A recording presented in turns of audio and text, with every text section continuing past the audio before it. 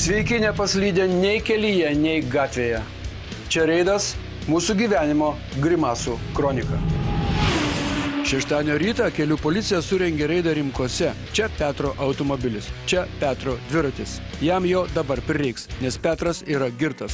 Vairavo automobilį ir įkliuvo girtas. Jam nustatytas lengvas 0,94 promilės girtumas.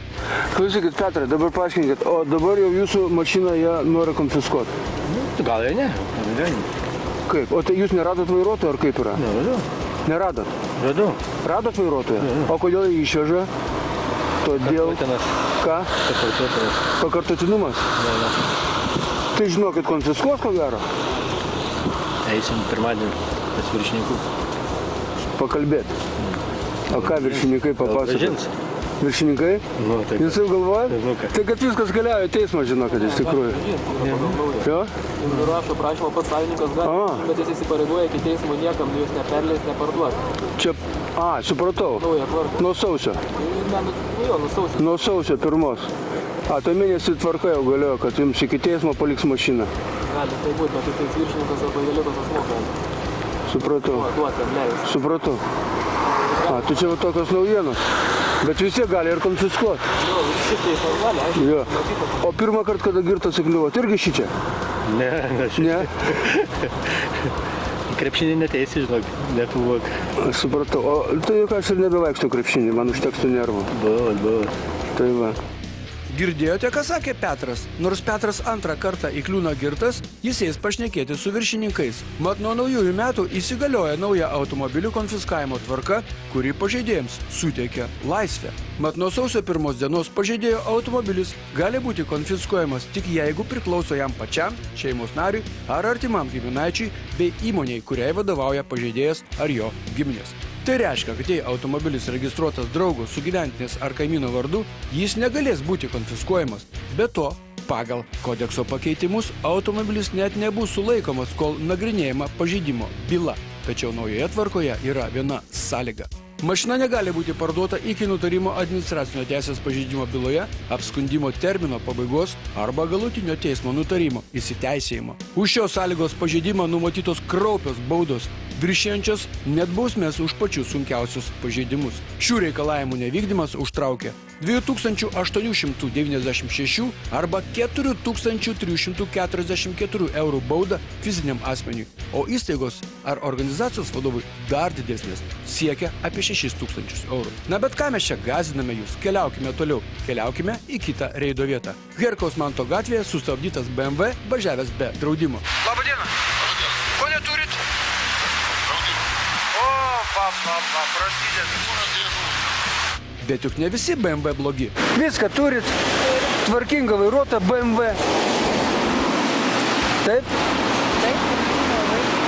Ar patiko žiemą vairuoti? BMW. Labai. Nepatiko rimtai? Taigi visi alpsta nuo to, kad žiemą galima su BMW pasiplėšyti truputį. Bet jūs ne tokia vairuotoja, taip? Gerą kelią, iki. Stebina šiais laikais, kai yra vairuojama neprisisegus saugos diržo, juolab taip elgiasi taksi vairuotojas. Na ir kas ten dabar? Pamatė vairuotojas policijos kordoną ir sugedo mašina? Tadai, o niekada neturėjai vairuotojo pažymėjimo? Turėjau. Supratau. O kur padėjai? Už greitį atėmė ar už girtumą, pasakyk? Už girtumą? Lengva. Už lengvą? Darom bagažinį. Metams laiko, taip? Darom. Tai va dabar tas barškėjimas vadinasi ir prasidėjo nuo to, ne? Juk taip, Tadai. Nebarškėjau. Nu sako sustojot, kad todėl, kad barškėjo. Pamatėt policiją ir sustojot, juk taip, Tadai. Lemputė man įsidegė, kad antifrizas. Jau automobiliu? Supratau. Čia yra Tadas. Tado automobilis sustojo, kai Tadas pamatė policijos pareigūnus. Tadas buvo blaivus, bet vairuotojo pažymėjimo Tadas buvo netekęs už lengvą girtumo laipsnį. Beje, Tado draugė turėjo vairuotojo pažymėjimą, tai iš karto jau galėjo vairuoti, ką? Tuo metu buvo gautas pranešimas, kad linksmuolis su automobiliu įkrito į Jakų žiedą. Nuo kelio nusivirsta atvažiavus nuo Šilutės pusės. Nissan Primera vairuotojas buvo itin gerai nusiteikęs. Norėjom pažiūrėti, kaip nuo Skardžio važiuoja mašina. Nu ir kaip važiuoja nuo Skardžio? Labai puikiai. Puikiai važiuoja? Nebuvau mėginęs, bet pasiruot galės dar. Supratau. Bet dievulinė neišgirs man šitą, kad jis taip nereikia. Jo, nu pai kokį jį sakytų. Ne. Jau Kroatijoje tai būtų prašiau buvę, jeigu jau Kroatijoje būtume buvę. Ten biškai išaukščiau reikia viską. Automobilio ekipažas per avariją nenukentėjo, valstybinė žemė neapgadinta, ūkininko pasėliai nesuarti, tad ištrauks kas nors linksmojo piliečio mašiną ir tiek žinių iš Jakų žiedo. To lietingo šeštadienio popietę buvo gautas pranešimas, kad Debrecino gatvėje girtas pilietis apdaužė 2 mašinas, tačiau galiausiai prisiparkavo teisingai. Taip, kaip visi parkuojasi, ant šaligatvio, o ką daryti? Tačiau mes ne apie tai. Čia yra Zigmas. Zigmas yra girtas. Tu kažkam brūkštelė. Nu, Bet jūs pripažįstat, kad brūkštelė. brūkščiau, gal. Taip. Aš net nepajutau. Supratau. O kam brūkštelėt? Tai va, tai dabar aiškinas. Į man pripaišyti, tai aš anam kiemė ten kažką stovėjo, kažkas tai kitą mašiną. Kad aš kitiem brūkštelėjau ir ten brūkštelėjau. Bet, mielas ponė, jūs pripažįstat, kad vairavot, kad jūs brūkštelėjot, jūs pripažįstat viską, taip? Taip. Nu va. Tai dabar tik tai mūsų tikslas dabar atrasti, kam brūkštelėjote, taip? Supratau. Kam brūkštelėjo? Toyota brūkštelėjo, man atrodo, atsirėmęs buvo į Peugeot bamperį. Toyota ir Peugeot. Peugeot bamperį atsirėmęs buvo. Supratau. Toyota ten, kur ant šaligatvio stovi. Toyota pats. Supratau. O tas Peugeot? O Peugeot čia stovi tas senukas. Jisai grinai atsirėmė su bamperiu ir toliau nuvažiavo. Supratau. Nu, nežymiai žodžiu. Kokią šiandieną, kad mes tiek prilūpę dabar? 2.06.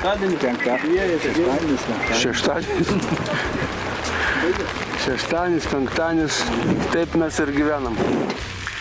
Nu čia tam kiemė, aišku, čia blaivam laviruoti tam kiemė yra sudėtinga, ką aš žinau. Labai sudėtinga yra. Nu, o tai čia girtam tai apskritai košmaras yra. Jūs dar čia ant šaligatvio užvažiavote, čia vaikų pilna, viską čia atsargiam reikia būti, turbūt gerbiamas Zigmai. Pakalvot, kas sėdė išbėgom. Atsimenu. Tu nedaug kas atsimena Klaipėdai. Ačiū jums visiems, kad atsimenat. Bet kad aš niekom negaliu padėti, jeigu girtas jau vairuoja Zigmai, jau čia viskas, jau amba. Amba, Jau čia yra amba. amba. Jo, blaivas būtumėt padaręs avariją, tai čia jokių problemų. Susipildė deklaraciją ir viskas, ir viso gero. Čia dabar. Nu kaip ne avarija? Grįžimas, nu kaip, avarija. Avarija, Zigmai, avarija. Policija iškvietė kaimynai, juk jiems nepatiko, kaip vairuoja Zigmas. Man tiesiog gala, aš pats vairuoju nuo 73 metų vairuoju. Aš visai tą laidą žiūriu antradienį. Man patinka, žmonai man patinka, koks vairuotas, nuo 73 sakau. Ačiū jums, ačiū jums. Čia ponas nepravažiuosit. Ne, kiek jūs išklausęs žodžių, ypač iš tų gerų. Bet var gerų žodžių išgirdau. Tikriausiai duosiu tau velnių visgi. Bet var gerų žodžių išgirstu, vat jums patinka laida, nu labai smagu. Nu. Labai žiūriu. O žmona, tegu nežiūri, nu į kam jie žiūrėti, nu. Tegu nežiūri kulinarinę laidą ar apie mezgėjus. Aš nuo 73 metų. Va, tai man buvo 11 metų tada. Jo? Nu, Man jau 60 metų. Jeigu ką, tai Zigmui teks atsakyti tik už vienos mašinos apgadinimą. Ant antros šviežių apgadinimų nerasta. Ir šiuo atveju jokio skirtumo, kiek mašinų apdaužiai Zigmai. 1 ar 2. Girtas, avarija, teisėms baba. Kaip ir sumą reikia surinkti valstybei tokią nemenką. Šilutės plente susidūrė Mazda ir Seatas. Na, šioje vietoje dažnas atvažiavęs Kauno gatve šauna iš karto į 2 ar 3 eismo juostas. Šauna į apsisukimo vietą, o tas apsisukimas seniausiai panaikintas. Tokiam manevravimui yra pabrėžtos riebios ištisinės baltos linijos. Čia ta istorija, kai jų nepaisimas baigėsi mašinų sudaužimais. Ištisinių linijų nepaisimas. Apsisukimas yra ten toliau. Netoli toliau, bet jis legalus. Sukimės ten ir nedaužykim mašinų svetimų. Ale kas per manieros naujos, kas per kito reakcijos tikrinimo būdai aplenkia ir per stabdžius kerta. Viskas nufilmuota. Dar tektų pasiginčyti teisme dėl kaltės, kai filmuotoje medžiagoje matomas piktybiškumas. Pas Šventą Petrą dažniausiai keliaujama tamsiu paros metu. Čia kelias nuo Rimkų, pasukame priekulės link ir vos nenukertame vaiduoklio, kurį taip ir pavadinsime vaiduokliu Rimkumi. Kiek galime kartoti, kad jeigu vienas sustoja praleisti pėsčiųjų, tai būk malonus ir tu sustok, juolab vaiko nesimato. Nesimato vaiko Šilutės plente, ketinančio eiti per perėją. O jeigu vienas stovi, tai vadinasi kažkas yra prieš perėją, stok ir tu. Tau sakome, dideliais ratais. Na, atrodo, iš kur gali atslinkti pavojus tuščiose ir šlapiose Klaipėdos gatvėse? Na, iš kur? Aišku, kad iš šono. Pasuko archyvinę Audi, dar liaudyje Silkė vadinama, iš Minijos gatvės ir remonto dirbtuvės ir tai buvo vos ne paskutinė jos kelionė. Kokia mašina, toks ir vairuotojas, 102 metų. O tas ką čia daro? Jo čia neturėjo būti šito automobilio. Gudrutis kampus pjausto. Na, komisaras laukia Tamstos Kauno gatvė 6, 4 aukštas. Ir dar veikėjas, lygesnis už lygius, skirtas dvigubas ištisinės linijas rauna prieš eismą, nes jam reikia. Tai mašinos markė leidžia jam šitaip važiuoti turbūt. Kol taip galvosime, tol mus droš policija ir ne kitaip. Klaipėda, Simonaitytės gatvė. Gerbiamas meistrė vadybininkė visų galų, mes jums primename, kad lenkti prieš pėsčiųjų perėją yra tiesiog nepadaru, juolab prie mokyklos. Juk piplių nesimato jų prie priekyje važiuojančią mašiną. O dabar prisiminkime staiga prasidėjusią ir pasibaigusią žiemą. Kelias Kretinga Klaipėda. Na, apie šitą avariją mes jau žinome, mes ją rodėme anoje laidoje, o toliau vaizdai mums primins, kad, mielieji, čia yra žiema. Ji tęsiasi 3 savaitės, bet niekas nesako, kad ji nesugrįš. O jeigu grįš, tai vėl turėsime įjungti kitas pavaras savo galvoje. Beje, lėtai įjungti. Žiemą staigių judesių daryti negalime, nes bus bėdos. Šio pamokslu leiskite pabaigti pirmąją laidos dalį. Dabar jūsų dėmesio reklama ir anonsai, po to laidoje matysite. Per 3 valandų trukmės žiemą mes parodėme, kad lietuviai ne vairuotojų tauta. Vienas vos nepaskendo, kitas lenkia su vasarinėmis padangomis, sunkvežimis ir Afrikoje yra sunkvežimis ir aišku filmuoja reido reporteriai. Visą tai ir dar daugiau jau po reklamos.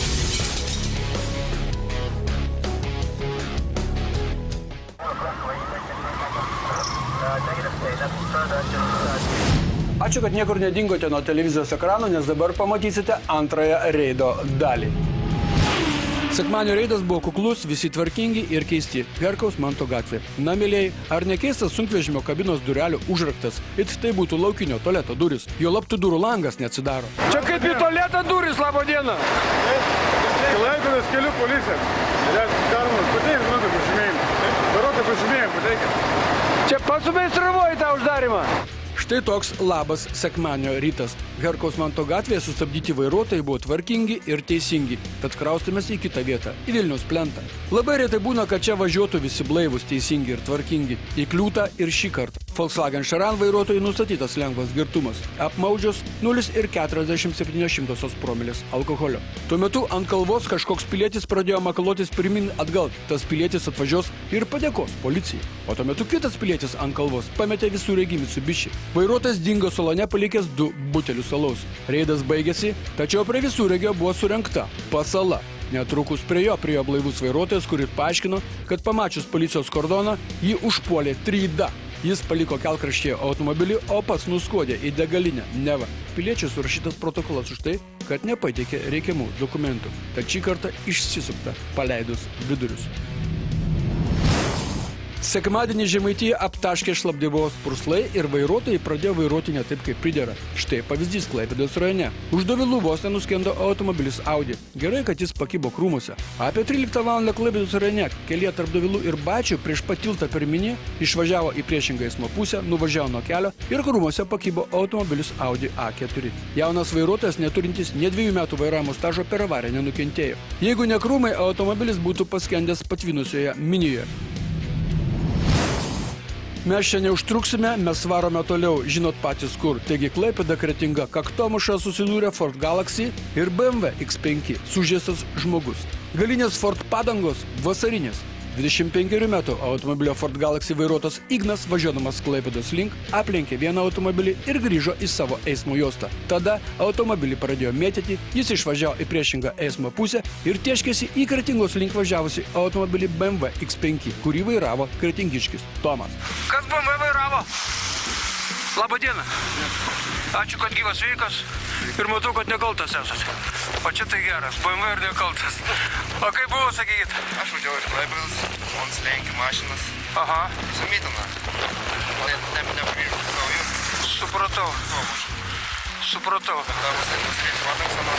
Nu tai, Gal žinau. kas yra įdomiausia, kad čia šitam kelyje jau 3 avarija ir visi su vasariniam padangom.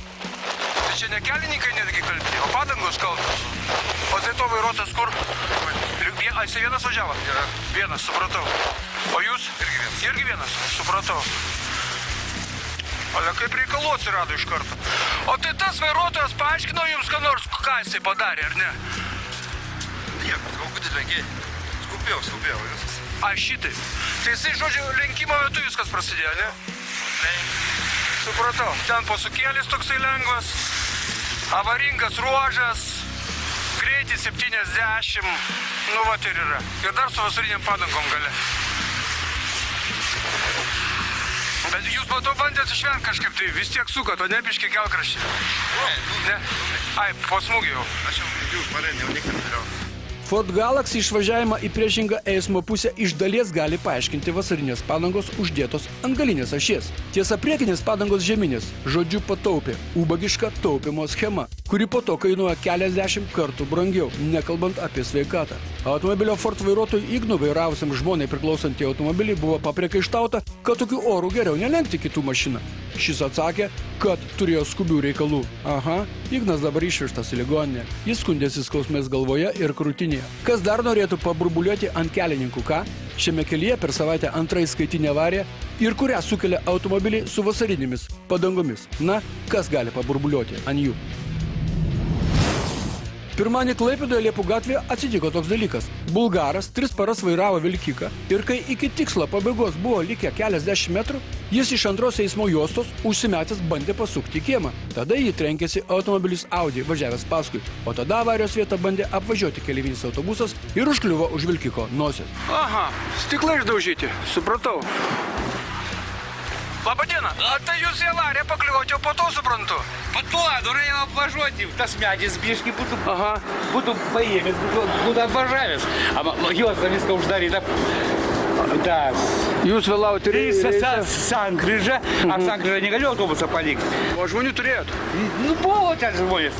Keli. 3 mušė. 3 babulės, supratau. Nesužėstasios normaliai Ne, viską. nu iš kur žaisė, aš supratau. biškį važiavau. O kiek metų vairuojate jau? A, tai senai. Supratau. Ilga. Aš dar gimęs nebuvau, supratau. Ne, buvom. Štai tokia paprasta vieno pirmadienio, vieno transporto kamščio istorija. Eismas Liepų gatvėje pats nusikreipė prieš eismą. Nes kaip kitaip čia susitvarkysim, mes pravažiuosim. Bulgaras į Lietuvą atvežė tepalų krovinį ir, na, apmaudžiau turbūt nebūna.